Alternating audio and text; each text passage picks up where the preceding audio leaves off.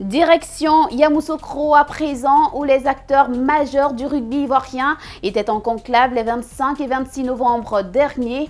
Bilan, élection était entre autres à l'ordre du jour. Focus.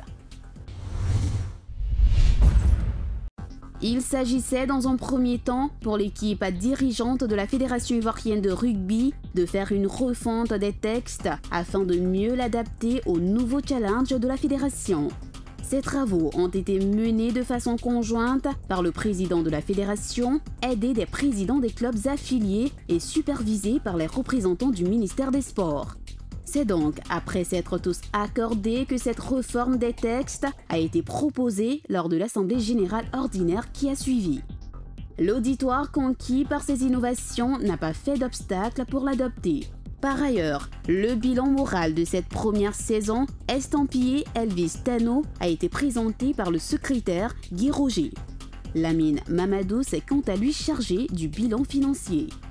Deux bilans jugés acceptables par l'Assemblée qui a renouvelé son soutien au staff du président Elvis Tano, satisfait du nouveau quitus qui a été accordé à ses actions en faveur du développement du rugby en Côte d'Ivoire. Ainsi, l'on devrait s'attendre pour la saison 2016-2017 à un rayonnement plus accru de cette discipline en terre ivoirienne.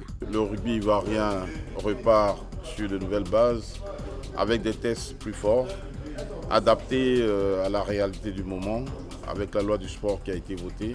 Et tous ces présidents de clubs ainsi que la fédération qui ont vraiment foi en cette loi permettra véritablement de relancer le niveau du rugby ivoirien. Pour nous, ça a été une belle occasion déjà de rentrer dans les dispositions de la nouvelle loi sur le sport en espérant qu'en retour, étant dans les dispositions, nous puissions alors bénéficier des ressources prévues, surtout au plan financier, au niveau du sponsoring par cette loi-là. Moi, je suis très content de cet AG qu'on vient de faire.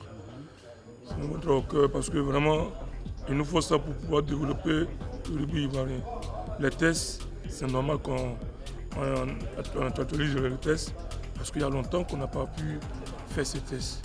C'est avec le test qu'on développe toutes choses. Aujourd'hui, on peut dire que la Fédération ivoirienne de rugby a vraiment un test qui est conforme à la modernité, qui est conforme à la loi sur le sport ivoirien et qui est conforme aux recommandations du World Rugby et de l'Afrique Rugby.